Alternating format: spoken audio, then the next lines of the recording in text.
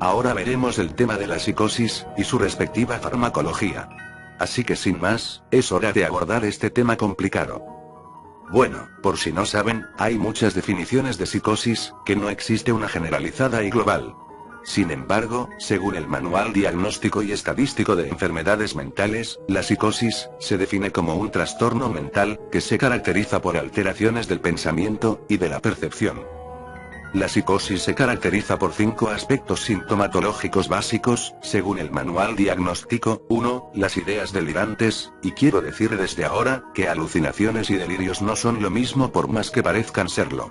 El delirio es generalmente una idea falsa o irreal, es por ejemplo, pensar que un elefante puede volar. Bueno, cualquiera de nosotros pensaría que un elefante puede volar, sin embargo luego de eso rápidamente sabemos por sentido común que esto es imposible, pero, una persona psicótica tiene esta idea establecida a pesar de que se le insista que no es posible. Una persona con delirios puede pensar que la enfermera está intentando envenenarlo, o que está siendo perseguido. Mientras que alucinaciones, son percepciones falsas o irreales, son por ejemplo, ver un elefante rosado, o escuchar cantar a un elefante. En resumen, un delirio es algo que no se percibe, es un pensamiento, mientras que las alucinaciones sí se perciben, y no son pensamientos. Ahora, el pensamiento desorganizado, esto significa ideas aleatorias y que no tienen conexión, es decir, una persona con psicosis puede pensar o incluso plasmar por medio de su lenguaje palabras o temas diferentes, sin conexión. Ahora, el comportamiento desorganizado, esto ya implica acciones, actividad motriz. Esto es, por ejemplo, nosotros los individuos sanos podemos rondar en círculos debido a un pensamiento que mantiene inquieto a la mente, sin embargo los psicóticos pueden hacer esto sin causa aparente. Esto implica que por lo general, una persona bajo psicosis es hiperactiva. Ambos, tanto el comportamiento como el pensamiento, pueden estar vinculados entre sí, o en algunas veces no. Y por último, están los síntomas negativos. Bueno, esto también suele confundirse, pero intentaré aclarar todo desde ahora. Los síntomas de la esquizofrenia se dividen en síntomas positivos y síntomas negativos. Los síntomas positivos son los 4 grandes síntomas que ya vimos, mientras que los síntomas negativos son, por ejemplo, el aislamiento social, el aplanamiento afectivo, la pérdida de la motivación, la pobreza del lenguaje, y como sabemos estos no aparecen en la esquizofrenia solamente, sino también, en el autismo, el síndrome de Tourette, etc. Ahora bien, el Manual Diagnóstico de Enfermedades Mentales divide a los trastornos psicóticos en 3 tipos, que son los tipos de esquizofrenia, los trastornos esquizoides, es decir, que contienen rasgos de esquizofrenia pero no tanto para llegar a ellas, y por último los trastornos psicóticos cicloides. Ahora bien, los diferentes tipos de esquizofrenia se caracterizan porque su inicio es lento e insidioso, es decir, entran sigilosamente, puede llevar hasta varias semanas o meses en que la persona manifieste los signos. En cambio los trastornos cicloides son más rápidos, es decir, pasan horas o pocos días en mostrar la sintomatología de una psicosis. La esquizofrenia contiene 4 de los 5 aspectos sintomatológicos de la psicosis, que son todos excepto el comportamiento desorganizado, que vendría siendo más de los trastornos cicloides, y en cambio, en este los 4 aspectos no son tan acentuados como en la esquizofrenia. El pronóstico de la esquizofrenia es desfavorable, es decir, que puede no responder bien al tratamiento, por eso es que a los esquizofrénicos se les cambia muchas veces el tratamiento para ver si hay respuesta. En cambio, los trastornos cicloides responden bien al tratamiento generalmente. La esquizofrenia proviene de la palabra griega shizein, que significa romper, y la palabra frena, que significa mente. Y desde el vamos, también quiero aclarar que psicosis y esquizofrenia no son lo mismo, la esquizofrenia es un tipo de psicosis. Ahora bien, como saben, existen 5 tipos diferentes de esquizofrenia, más otro más que introdujo la OMS. La más conocida de todas es la esquizofrenia paranoide, la cual involucra alucinaciones auditivas, al igual que sensación de violencia. Los delirios y alucinaciones son acentuados, pero no hay pensamiento desorganizado. La más grave de todas es la esquizofrenia desorganizada, la cual involucra pensamiento desorganizado muy acentuado. El lenguaje del paciente psicótico se nota muy distorsionado. La esquizofrenia catatónica es la que denota más rasgos acentuados en cuanto al comportamiento desorganizado. Este tipo recibe dicho nombre porque hay un estupor, movimientos reducidos, o en el peor de los casos inhibición motriz, lo que refleja una pseudoparálisis, que es el nombre más adecuado para definir la palabra catatónico. Tenemos la esquizofrenia residual, en la que apenas se notan pero de forma muy leve los rasgos de una psicosis, y esta recibe dicho nombre porque es básicamente una recaída de otro tipo de esquizofrenia que sucedió previamente. Ahora, la esquizofrenia introducida por la OMS, es la esquizofrenia simple, en el que hay apenas delirios y alucinaciones, pero de forma muy leve, de modo que los síntomas negativos, es decir, insomnio, taquicardia, sudoración, ansiedad, hiperventilación, son muy acentuados. Y finalmente tenemos la esquizofrenia indiferenciada, en la que hay síntomas de psicosis, pero de una forma que no indican los 5 tipos anteriores. Y en segunda, tenemos a los demás trastornos psicóticos, que no se engloban dentro de las esquizofrenias, y aparte, se dan con menor frecuencia, tanto, que ni siquiera se tiene mucha información acerca de ellos como ven. Ahora vayamos a la etiología y fisiopatogenia. Y quiero decir desde el vamos que la esquizofrenia al igual que otros trastornos psicóticos no tienen alguna causa que sea generalizada, tenemos teorías, pero solo son eso, no son causas finales aceptadas. Se dice que incluso, durante el embarazo, la desnutrición materna, asfixia prenatal, o incluso infecciones por el virus de la influenza, hacen que el feto en un futuro tenga una mayor probabilidad de desarrollar una esquizofrenia. Se dice que también un traumatismo craneoencefálico, es decir, un impacto o golpe muy fuerte en la cabeza también puede ser un desencadenante para futuras enfermedades mentales, por el simple hecho que algunas partes del cerebro quedarán dañadas por el traumatismo. Por esto, hasta los psiquiatras te preguntan como antecedentes si tuviste algún golpe en el cráneo. Otro factor es una migración anormal de células cerebrales durante el desarrollo del feto, pero esto está más apegado que nada al autismo, ya que sabemos algunos, en el cerebro autista hay una mayor masa cerebral que en un cerebro sano. Volviendo a la esquizofrenia, primero veamos el lado genético, al igual que el lado de las sustancias tóxicas. Tal como dije en el vídeo del Parkinson, que una proteína implicada se llama la alfa-sinoleína, bueno, en la esquizofrenia tenemos varios, el activador de aminoácido oxidasa, y su proteína activadora, implicados en la oxidación de serina, la cual, será captada por el receptor NMDA, ya deben saber que los aminoácidos son ligandos por excelencia de estos receptores.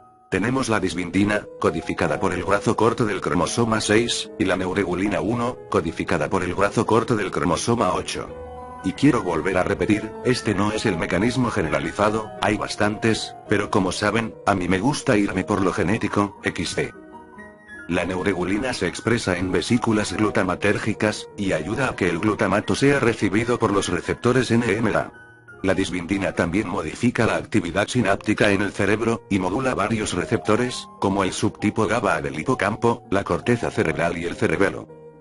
Todos estos genes, constituyen la teoría glutamatérgica de la esquizofrenia, la cual, implica una menor actividad del glutamato en los receptores NMDA, con ello dando lugar a la actividad dopaminérgica elevada que da lugar al cuadro de la esquizofrenia, ya que, se sabe que el flujo de dopamina aumenta tras la baja de la actividad de ese receptor, o también con el uso de antagonistas de dicho receptor, como lo es el alcohol, la ketamina, la feniciclidina. Las neuronas glutamatérgicas también generan actividad en las neuronas GABAérgicas, que a su vez estas inhiben neuronas glutamatérgicas. Por lo tanto, las neuronas GABAérgicas previenen que haya una hiperactividad glutamatérgica, y por tanto, no haya un exceso de glutamato. Sin embargo, en un esquizofrénico como se dijo que la actividad glutamatérgica es pobre, por lo tanto no hay actividad GABAérgica, y esto libera la acción de las neuronas excitadoras, como la dopamina. Los antagonistas de los receptores NMDA también siguen este mecanismo. Ahora veamos qué sucede con la dopamina, ahora que sabemos que su actividad está elevada en la esquizofrenia. Como saben, la vía dopaminérgica está compuesta por 4 rutas. La vía mesolímbica transmite dopamina desde el área ventrotegmental, hasta el núcleo accumbens, sitio de síntesis del GABA.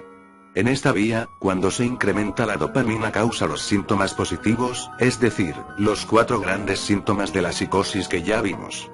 Como se sabe, esta es la segunda vía más importante, y también la segunda en recibir dopamina seguido de la vía migoestriada. Por lo que, otras vías recibirán menos dopamina.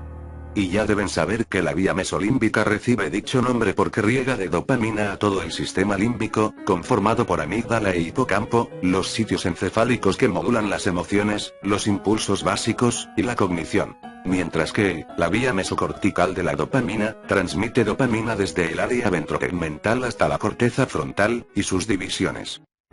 Esta se asocia con los síntomas negativos de la esquizofrenia y de los trastornos cicloides principalmente, ya que, como dije en el vídeo donde hablé de la depresión, gran parte de dicha sintomatología radica en la corteza frontal y la respectiva vía dopaminérgica, donde se llevan a cabo procesos como la organización, las relaciones sociales. De aquí nacen los fundamentos del tratamiento farmacológico de la psicosis y la esquizofrenia, cuando predominan los síntomas negativos, producto de la baja cantidad de dopamina en la vía mesocortical, hay que incrementar la cantidad de dopamina por medio de agonistas, y por medio de otro mecanismo que diré en unos momentos. Mientras que, cuando predominan los síntomas positivos, producto de la mayor cantidad de dopamina en la vía mesolímbica, hay que disminuir la cantidad de dopamina en dicha zona. Ahora también, la serotonina juega otro rol importante en la modulación de la esquizofrenia y los trastornos psicóticos.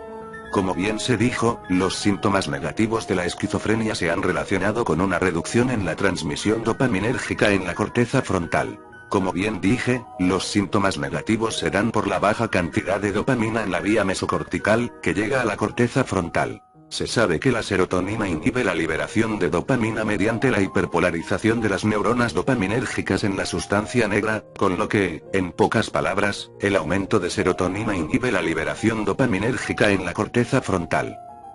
Por lo que, a lo anterior, como necesitamos aumentar la cantidad de dopamina en la corteza frontal, necesitamos en este caso inhibir el aumento de serotonina, para así aumentar la concentración de dopamina en la corteza frontal, y así disminuir los síntomas negativos en la esquizofrenia, así como en el autismo, que como dije, involucra síntomas negativos, esto debido a que implica todo lo contrario de la esquizofrenia, es decir, niveles menores de dopamina y serotonina en sus respectivas vías.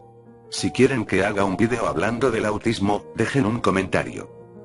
También, como dije en el vídeo de la serotonina, es decir, el primero en este canal, mencioné el receptor 5-HT2A, es el blanco por excelencia de drogas como la dimetiltriptamina, el éxtasis, y el LSD, que pueden causar psicosis, de modo que antagonizar este receptor también es un blanco utilizado en el tratamiento de la psicosis. Sin embargo, con el receptor 5-HT1A es el efecto contrario, al estar expresado en el sistema límbico, donde se recibe la mayor cantidad de dopamina como ya dije, al activar el receptor 5-HT1A, por medio de agonistas, se consigue disminuir la cantidad de dopamina. Y ya teniendo en cuenta las bases neuroquímicas de la esquizofrenia, pasemos al tratamiento farmacológico, los antipsicóticos. Los antipsicóticos, también llamados tranquilizantes mayores, o más formalmente conocidos como neurolépticos, se dividen en antipsicóticos típicos o clásicos, y antipsicóticos atípicos o nuevos. Esta es la clasificación fundamental, porque sé que también se dividen en cuanto a estructura química, pero no nos meteremos tanto en eso. Los neurolépticos aparecieron en la década de los 50, el primero fue la clorpromacina, en 1952, y luego fue el haloperidol en 1958, mientras que los antipsicóticos atípicos son relativamente jóvenes, se introdujeron en la década de los 90. Primero nos fijaremos en los antipsicóticos atípicos.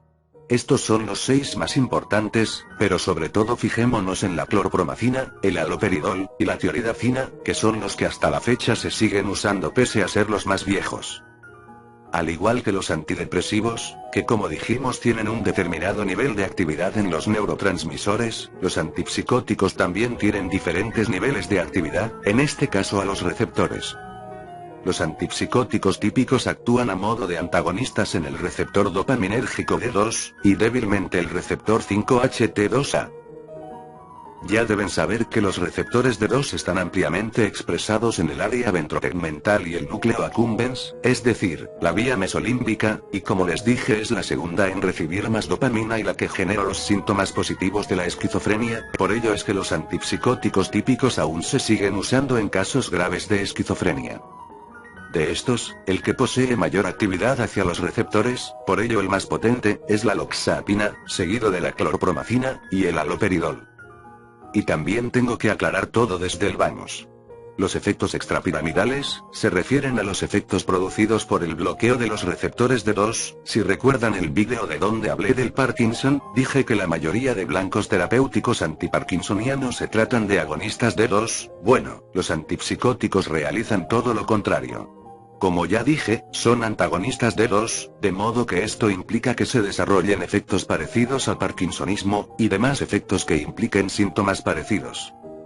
Aparte, como dije en aquel vídeo, los antiparkinsonianos poseen selectividad, es decir que tienen un determinado sitio de acción, cosa que los antipsicóticos no poseen, es decir, que los antipsicóticos pueden bloquear otros receptores D2 de la vía miloestriada u otros sitios donde no les corresponde, y por este mecanismo también se atribuyen los efectos extrapiramidales.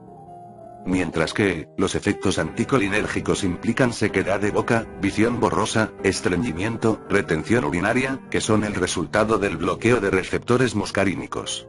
Mientras que, otros efectos que vale la pena mencionar, son los relacionados con la hipotensión ortostática, es el resultado del bloqueo de los receptores adrenérgicos. La hipotensión ortostática, es una caída de la presión arterial, consecuencia de la postura prolongada de la persona. Dicho efecto adverso, como ven, se atribuye principalmente al haloperidol y la tioridazina, como ven. Ahora veamos la parte farmacocinética. Los antipsicóticos son fármacos muy liposolubles, por lo tanto llegan fácilmente al sistema nervioso central. Si de por sí en vía oral tienen buena absorción, por vía parenteral tendrá mejor aún.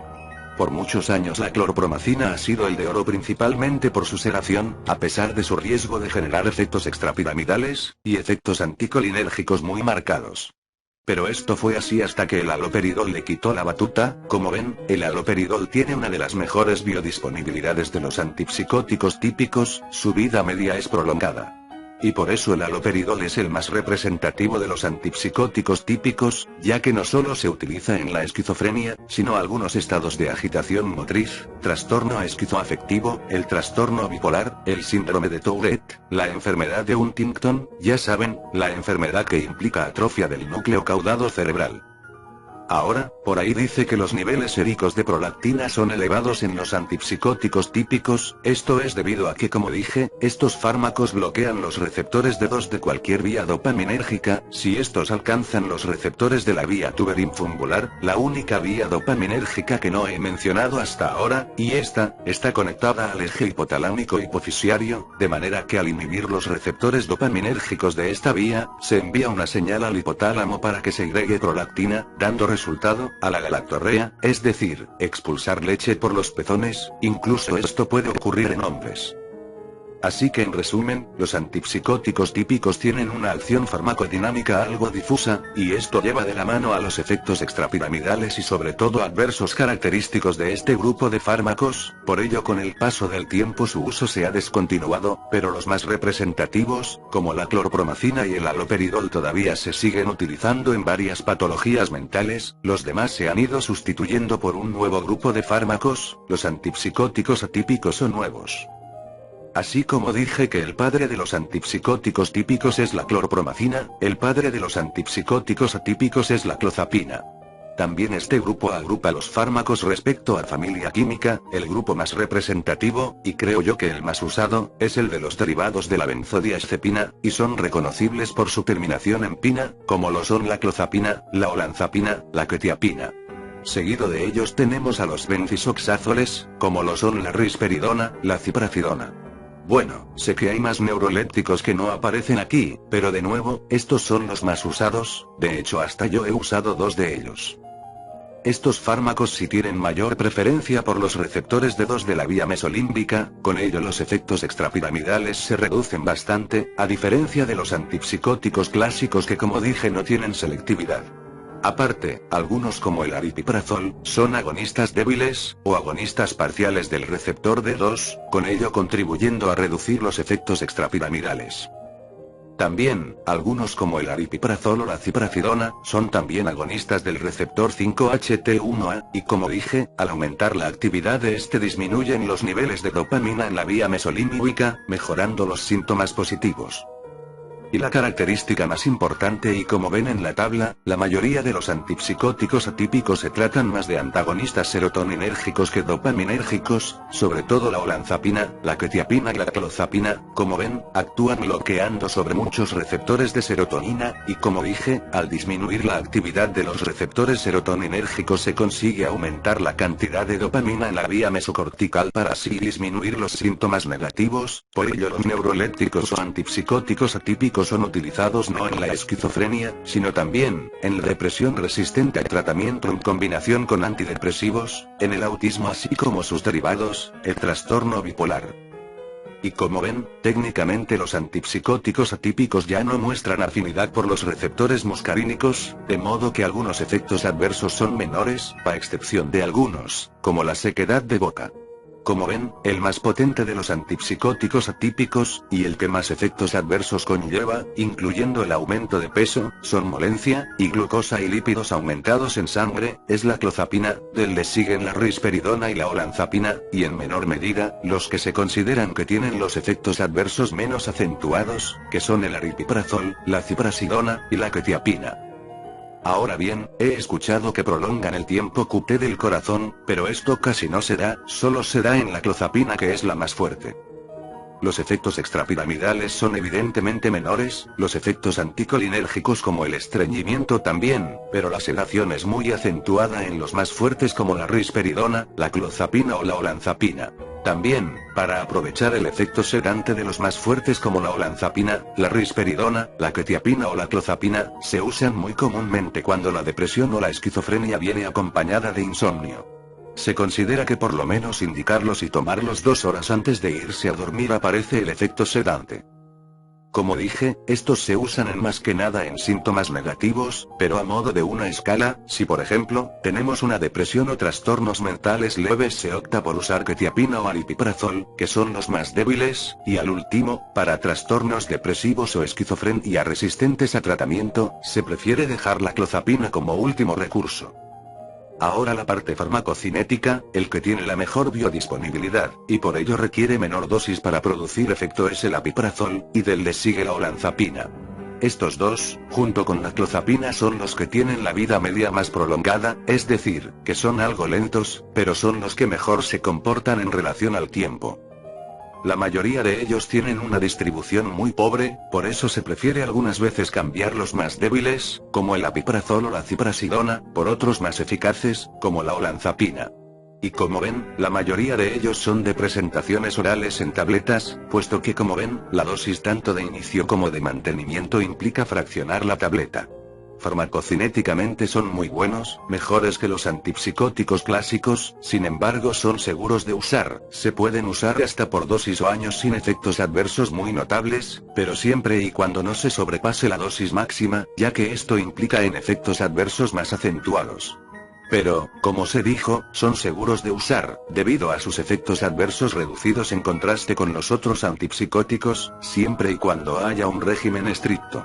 Así que para los que se preocupen por el aumento de peso, por el riesgo a desarrollar diabetes, etcétera, etcétera, etcétera, no se preocupen, siempre y cuando reduzcan su consumo de grasas, hagan ejercicio para quemar la grasa, y se sometan a una dosis de mantenimiento fija. No hay de qué preocuparse, he visto que a muchos adultos les funcionan las dosis de un niño.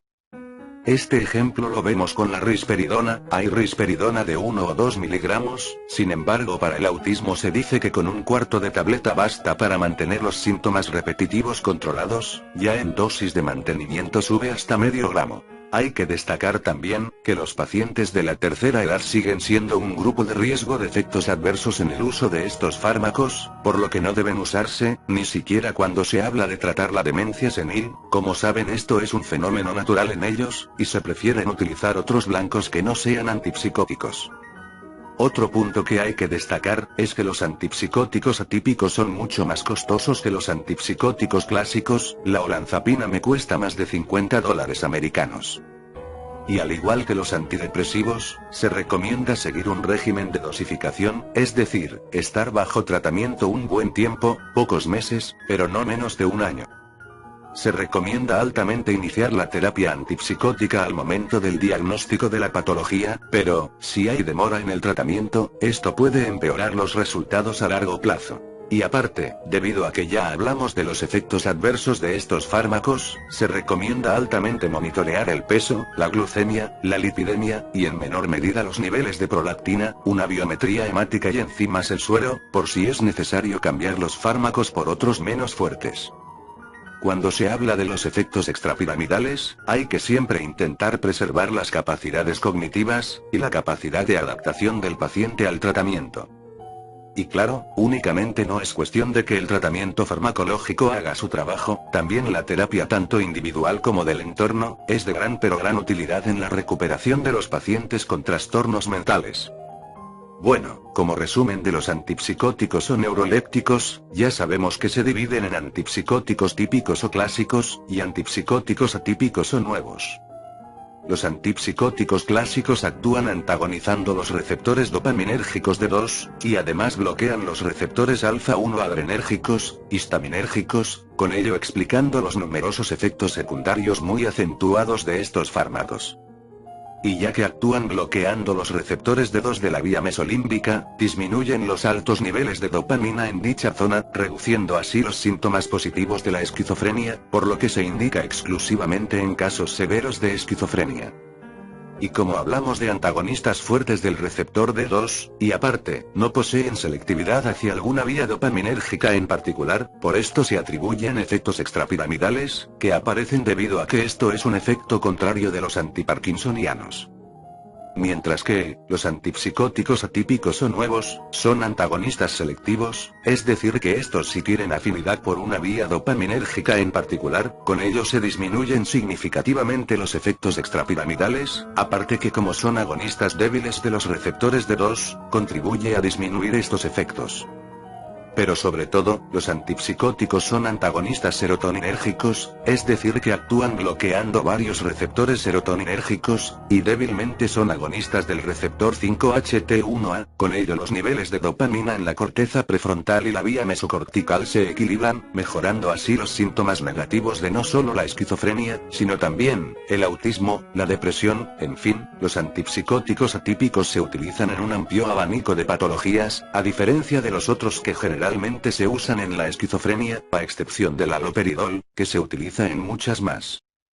Aparte, los antipsicóticos atípicos tienen menor afinidad por otros receptores muscarínicos, adrenérgicos e histaminérgicos, con ello los efectos adversos, como la sedación, los anticolinérgicos son algo menores que en los otros antipsicóticos, pero otros efectos, como el aumento de peso, son más evidentes.